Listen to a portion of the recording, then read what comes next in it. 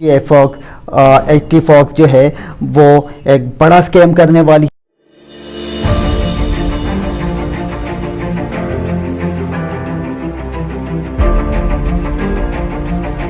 Hello everyone, आज मैं review देने वाला हूं एच टी फॉक्स के ऊपर। एक एक्सचेंज है जिसकी काफ़ी हाइप बनी हुई है और यहाँ पर काफ़ी मेंबर्स, काफ़ी लोग मुझे रिकमेंड कर रहे हैं कि आप यहाँ पर काम स्टार्ट करें, यहाँ पर इन्वेस्टमेंट करें, काफ़ी अच्छा प्रॉफिट यहाँ पर होता है। लेकिन मैंने भी इस पर रिसर्च स्टार्ट किया और मैं अपना रिसर्च जो है आप लोगों के साथ शेयर करने वाला हूँ कि क्या मुझे इस साइट पर इन्वेस्टमेंट करनी चाहिए या नहीं। वो सारे फैक्ट, वो सारे प्रूफ आपके साथ मैं शेयर करूँगा कि क्या एच टी फॉक्स जो है वो एक बड़ा स्कैम करने वाली है।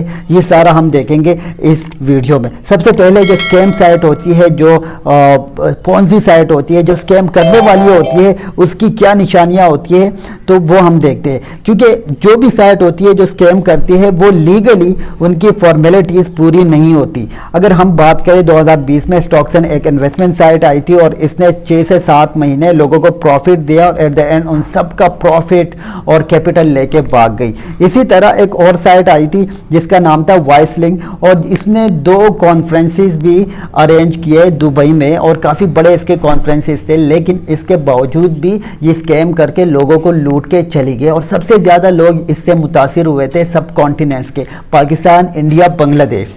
और ये सबसे आसान हदफ होता है इन लोगों के लिए, क्योंकि हम जो सब कॉन्टिनेंट्स के लोग होते हैं वो ज़रा ज़्यादा ही मासूम होते हैं और उनको धोखा देना थोड़ा सा आसान होता है। तो इसी वजह से जो गोरे होते हैं वो कोशिश करते हैं, जो स्कैमर्स होते हैं वो कोशिश करते हैं कि हम यहाँ पर सब कॉन्टिनेंट्स को हम टारगेट करें। और अभी भी अगर मैं एच टी फॉक्स की बात करूँ तो यहाँ पर सबसे ज़्यादा जो इन्वेस्टर है, जो नेटवर्कर है, वो सब कॉन्टिनेंट्स के हैं। या तो इंडिया के आपको मिलेंगे, बांग्लादेश, पाकिस्तान के। अगर हम फॉरेन कंट्रीज़ की बात करते हैं या वेस्टर्न की बात करते हैं तो वहाँ के इतनी बड़ी ना तो टीम है ना वहाँ के नेटवर्कर जो है इसको जो है वो प्रमोट कर रहे हैं। लेकिन सबसे ज़्यादा जो पाकिस्तान है, इंडिया है, यहाँ पर इसकी प्रमोशन हो रही है। यहाँ के मैं कुछ ऐसे फैक्ट आपके साथ शेयर करने वाला हूँ जिससे आपको अंदाज़ा हो जाएगा कि ये स्कैम कर सकती है। अच्छा, जिस तरह ये स्टॉक्सन और वाइसलिंग, इसी तरह एच टी फॉक्स के बारे में भी हम रिव्यू लेते हैं एक साइट से और इस साइट का नाम है स्कैम डिटेक्टर। स्कैम डिटेक्टर क्या बता रहा है हमें कि सस्पिशियस, अनसेफ, डाउटफुल। ये जो एच टी फॉक्स है ये यहाँ पर इसकी रेटिंग बहुत ज़्यादा कम है और ये लोग कह रहे हैं कि ये जो है ये सस्पिशियस है, अनसेफ है और यहाँ पर आप इन्वेस्टमेंट ना करें। यही चीज़ ये साइट्स और काफ़ी अदर जो एप्स से, जो साइट्स से जो स्कैम और पॉन्जी साइट्स को एक्सपोज करती है, उन लोगों ने स्टॉक्सन के बारे में कहा था, किसी ने यकीन नहीं किया।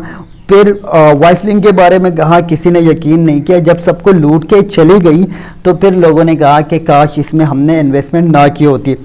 तो यहाँ पर सेम रेटिंग इसकी भी आ रही है। और यहाँ पर एक और साइट है जो मैं आपको WikiFX, इसका क्या है, ये क्या कह रही है कि इसकी रेटिंग जो है यहाँ पर 10 में से 1.20 है, जो कि बिल्कुल ना होने की बराबर है। और ये इन लोगों ने तो वार्निंग भी जारी कर दी है कि warning, low score, please stay away, आपने इस साइट से दूर रहना है। ये आपको स्कैम करके आपका पूरा फंड जो है वो लेके भाग सकती है। इसके अलावा इन लोगों ने कहा है कि it has been verified that this broker currently has no valid regulatory, कोई प्लीज बी अवेयर, कोई वैलिड इसकी रेगुलेटरी नहीं है।